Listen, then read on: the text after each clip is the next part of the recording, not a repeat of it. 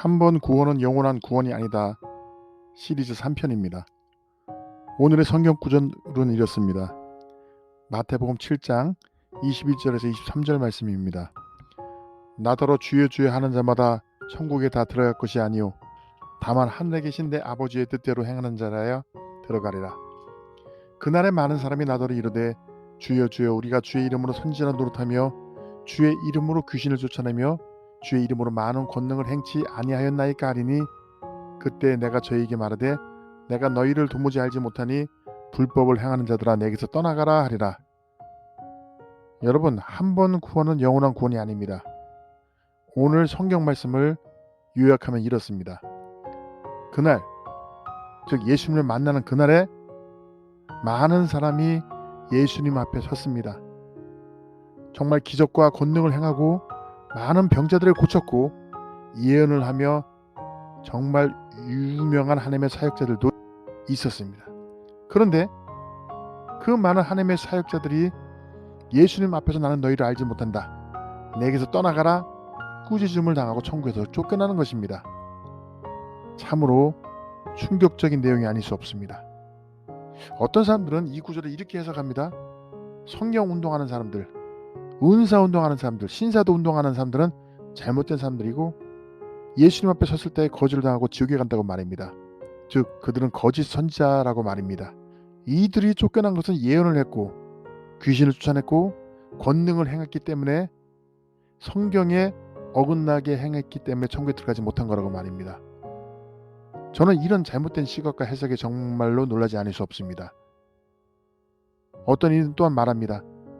이들은 선지자가 아니라 선지자 노릇을 해서 버림받았다고 말입니다. 즉 진실한 선지자도 아니고 선지자의 탈만 썼다는 주장이죠. 이것은 노릇이라는 단어를 너무 과도히 해석한 잘못된 해석입니다.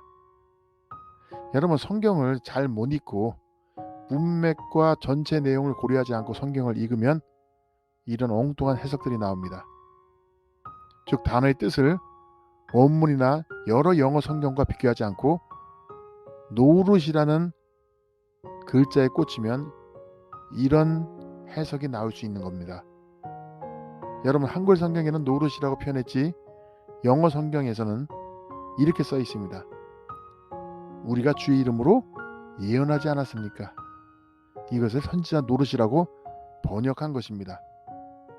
노릇이라고 썼다고 부정적으로 해석하는 것은 그 사람의 근거 없는 개인적인 생각일 뿐입니다. 즉 이들은 예언하는 사람들이었습니다. 또한 성경 구절 어디에도 이들이 성령 운동에서 쫓겨났다는 그런 구절은 없습니다. 이 본문은 또한 성경은 그 구절과 그 장의 전적인 문맥으로 이해해야 합니다.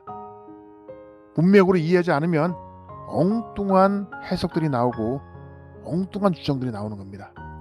자, 그럼 이들이 왜 쫓겨났을까요? 저는 이 시간에 이들이 그리스도인들이었다는 증거와 그리고 이들이 쫓겨난 이유에 대해서 분명한 이유를 몇 가지 말씀드리겠습니다. 자, 이들이 그리스도인이었던 증거는 첫째, 주의 이름으로 예언하고 귀신을 내쫓으며 기적을 행하였습니다. 여러분, 믿지 않는 자가 예언하고 귀신을 쫓을 수 있을까요? 마가복음 16장 17절에 읽겠습니다. 믿는 자들에게는 이런 표적이 따르리니 저희가 내 이름으로 귀신을 쫓아내며 새 방언을 말하며 뱀을 집으며 무슨 독을 마실지라도 해를 받지 아니하며 병든 사람에게 손을 얹은 즉 나으리라 하시더라. 여러분, 귀신을 쫓아내고 병자들의 병을 고치는 것은 아무나 하는 일이 아닙니다. 물론 예수님께서 모든 믿는 자들에게 이런 권능을 주셨다고 했지만 사실 하나님 앞에서 엄청난 기도와 간구 그리고 성령의 기름 부으심이 없이는 이런 기적을 나타낼 수가 없습니다. 두 번째로 믿지 않는 자들은 절대 귀신을 내쫓는 사역을 할 수가 없습니다.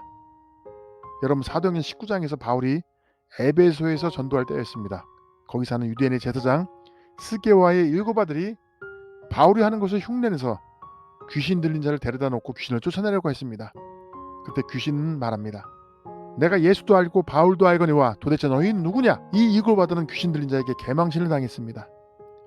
예수님을 믿지 않는 자는 예수님 이름으로 절대로 귀신을 쫓아낼 수가 없습니다. 또한 기도와 말씀으로 영적인 권세가 없는 성도라면 오히려 귀신 들린 자가 비웃을 것입니다.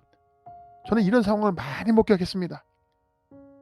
믿지 않는 자는 귀신을 쫓아낼 수 없는 것은 당연하고, 심지어 교회 사역자들이라고 하는 사람들조차도 기도와 영역이 없는 사람들은 귀신이 비웃고 무시합니다. 자, 셋째, 이들이 그리스도인이라는 증거는 이들의 말에 쌓일 수 있습니다. 주여, 우리가 주의 이름으로 선지자를 했고 귀신을 쫓아냈고 기적을 행했습니다. 믿지 않는 자가 주의 이름으로 일을 할까요? 믿지 않는 자가 선지자 일을 하고 믿지 않는 자가 기적을 행할 수 있을까요? 이들은 주의 이름으로 일하던 사람들이었습니다. 또한 예수님을 주님이라 불렀습니다. 즉 주님의 권능을 받고 주님의 사역을 하며 주의 이름으로 권세를 행하는 그런 사람들이었습니다. 믿는 자들 중에서도 특별한 사람들이었죠. 그런데 왜 이들이 쫓겨났을까요? 택자가 아니라서 쫓겨난 것일까요? 하나님이 선택을 예정하지 않아서 이들은 쫓겨난 것일까요? 일단 이 본문과 비슷한 내용이 나오는 성경 구절 또한 살펴봅시다. 누가복음 13장 26절에서 27절, 그때에 너희가 말하되 우리는 주 앞에서 먹고 마셨으며 주는 또한 우리를 길거리에서 가르치셨나이다 하나, 그가 너희에게 말하기를 나는 너희가 어디에서 왔는지 알지 못하노라. 행악하는 모든 자들은 나를 떠나가라 하리라. 이들이 버림받은 이유는 무엇일까요? 예수님의 이름으로 선지자했고 귀신을 쫓아냈으며 기적을 베풀었고 수많은 권능을 행하였는데도 말입니다. 심지어 비슷한 내용을 기록한 누가복음 13장에서는 주님과 같이 먹고 마셨고 그분의 가르침을 받았다는 사람들인데 왜 예수님께 버림을 받았을까요? 이유는 분명합니다. 본문에 나오는 말씀 마태복음 27장 21절, 나더러 주여 주여 하는 자마다 천국에 들어가는 것이 아니요 하늘에 계신 내 아버지의 뜻대로 행해야 들어간다고 말입니다. 이것은 이들이 왜 저를 모르십니까 하고 부르짖을 때에 예수님이 행하신 말씀에도 답이 나와 있습니다. 마태복음 7장 23절에 내가 너희를 도무지 알지 못하니 불법을 행하는 자들아 내게서 떠나가라. 영어 성경에는 악을 행하는 자들이라고 좀 더 쉽게 표현했습니다. 누가복음 13장에서도 행악하는 자들아 나를 떠나가라고 표현했습니다. 역시 악을 행하는 자들입니다. 영어 성경에는 이 두 본문 모두 evil doer, 즉 사악한 뜻인 evil과 행하는 사람이라는 뜻의 doer가 합쳐진 말입니다. 악인이라는 뜻입니다.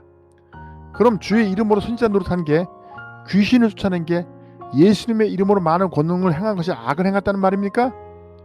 주 앞에서 먹고 마시며 주님께 가르침을 받는 게 악한 일입니까? 그건 절대로 아닙니다. 이것은 그들이 그런 사람이었음에도 불구하고 하나님의 말씀대로 살지 않았습니다. 예수님과 동행하며 같이 먹고 마시며 가르침을 받던 그런 사람인데도 불구하고 그들은 버림을 받았습니다. 엄청난 능력을 받고 예언을 하고 귀신을 쫓아내고 수많은 병자들의 병을 고치고 예수님의 이름으로 놀라운 권능을 행한다 할지라도 본인 스스로가 죄악에 빠져서 말씀대로 살지 아니하면 예수님을 만나는 그날에 예수님이 심판하시는 그 자리에서 이들은 거절을 당하고 영원한 지옥으로 쫓겨가게 된다는 말씀입니다. 믿음의 사람들 중 많은 이들은 한때는 성령이 충만했으며 기도와 말씀에 전념하여 성령의 능력을 받았던 하나님의 사람들이었습니다. 그런 그들이 세월이 지나감에 따라 세상의 명성이 올라갈수록 그들의 신앙이 차츰차츰 변질되기 시작합니다. 죄에 예민했고 깨끗했던 양심에서 떠나서 차츰 사람들이 하는 박수와 칭송에 익숙해지기 시작하고 하나님 대신에 영광을 받기 시작합니다. 영광을 받기 익숙해지고 어떤 이들은 성적인 죄에도 빠지기 시작합니다. 어떤 이들은 술 취함과 방탕함에 또한 시기와 질투에 빠지기도 합니다. 그런데 이상한 것은 당장은 나의 능력이 이상이 없습니다. 나의 사역에는 변함이 없습니다. 여전히 나는 예수님의 이름으로 귀신을 쫓아내고 기적을 베풀고 말씀을 통해서 사람들을 회개시킵니다. 이때 이들은 착각하기 시작합니다. 자신은 아무런 문제가 없다고, 또한 조금 문제가 있어도 하나님이 눈 감고 용서해 주시고 넘어갔으리라고 추측합니다. 그리고 자신은 한번 구원을 받았으니 영원한 구원을 받았으므로 나중에 천국에 들어갈 뿐만 아니라 큰 상급을 받을 것이라고 혼자만의 착각을 합니다. 그들은 성령 사역으로 많은 영혼들을 이끌고 있으며 목사로서 또는 세미나 강사로, 찬양 사역자로서, 선지자로 또는 성공한 목회자 등등으로 성공적인 사역을 계속합니다. 그러나 결국 하나님 앞에 갔을 때 그들은 버림을 받습니다. 왜 그렇습니까?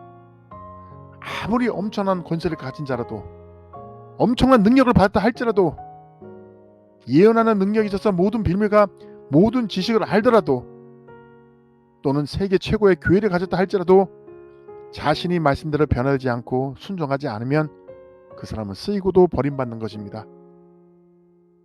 사도 바울의 고백을 들어봅시다. 고린도전서 9장 27절을 통하여 내가 내 몸을 쳐서 복종케 함은 내가 남에게 전파한 후에 자기가 도리어 버림이 될까 두려워함이로라. 이방인을 전도하기 위하여 하나님께 특별히 선택된 바울까지도 이렇게 얘기하는 거예요. 자신도 버림을 받을 수 있다. 그래서 내 몸을 쳐서 복종케 한다고 말입니다. 바울은 다메섹 길가에서 예수님의 음성을 직접 들었고 부르심을 받았습니다. 그는 엄청난 능력의 사람이었고 평생을 복음 전파에 열정을 가졌던 사람이었습니다. 사람들이 그가 사용하던 손수건이나 앞치마만 가져다가 병자에게 가서 얹기만 해도 병든 자가 나았습니다. 그가 가는 곳마다 기적이 일어났습니다. 그가 가는 도시마다 온 도시가 술렁거리며 회심의 불길이 타올랐습니다. 수많은 이방 교회들이 그의 전도 위에 세워졌습니다.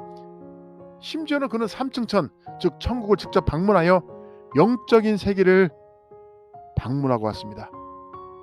그런데 그런 그도 말하기를 내가 말씀대로 살려고 나를 쳐서 복종하게 하지 않으면 나도 버림을 받을 수 있다고 말하는 것입니다. 갈라디아서 5장 13절 말씀을 읽어볼까요?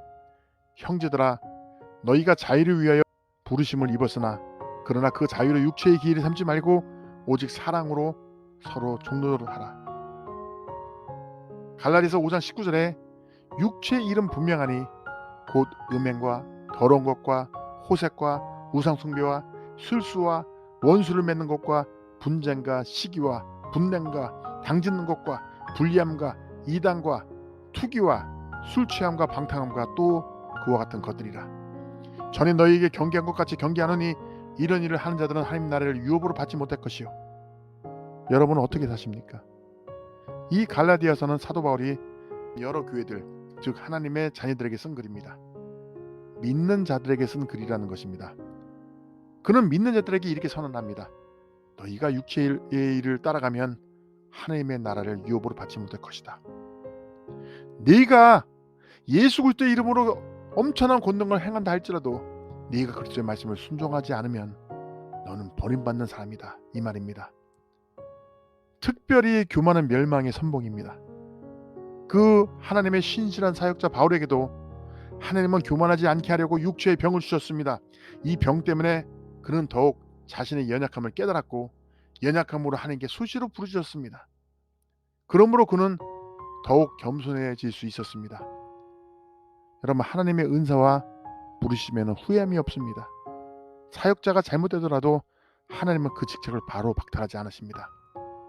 사울 왕이 그랬으며 삼손도 그랬습니다. 사울이 불순종하고 하나님께 버림을 받았을 때도 그는 계속 왕의 자리를 차지하고 있었습니다. 당장 그의 나라는 심각한 위기에 빠지지도 않았습니다. 그가 말하는 부하들은 모두 다 복종했습니다. 아무런 문제나 위기가 없는 것처럼 보였습니다. 단지 하나님과의 관계만 문제가 있었습니다.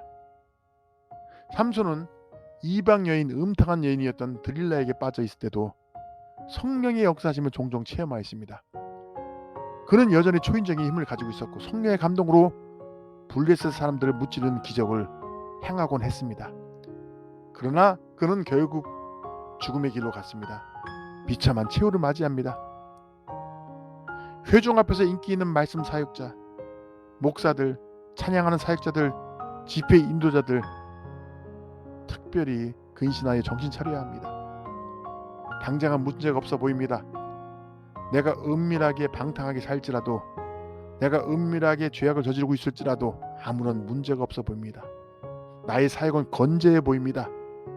내 사역은 문제가 없고 잘 나가는 것처럼 보입니다. 그리고 평일에 마음껏 살았지만 주일에 와서 기도하면 종종 하나님의 은혜가 임하기도 합니다. 찬양하면서 눈물도 나옵니다. 그래서 내가 잘못 가고 있구나라는 것을 모르고 있는 것입니다. 왜일까요? 왜 내가 부족함에도 하나님은 은혜를 주실까요?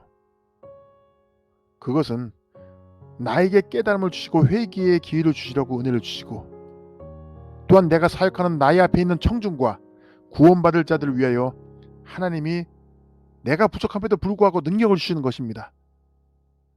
그러나 이것에 익숙해져서 날마다 회개하며 죄악에서 돌이키지 않는다면, 여러분이 정결한 그릇이 되지 않는다면 여러분의 마지막은 천국에서 쫓겨나는 것임을 명심해야 할 것입니다. 이것을 내가 특별한 삶이니까 착각하거나 잘못 가고 있다는 것을 모르고 회개하지 않고 살거나는 사람들이 너무나 많습니다. 하나님의 영광을 위해 한다고 했지만 정말 하나님의 영광을 위해 했습니까? 주위의 다른 이들을 시기하거나 질투하지는 않았습니까?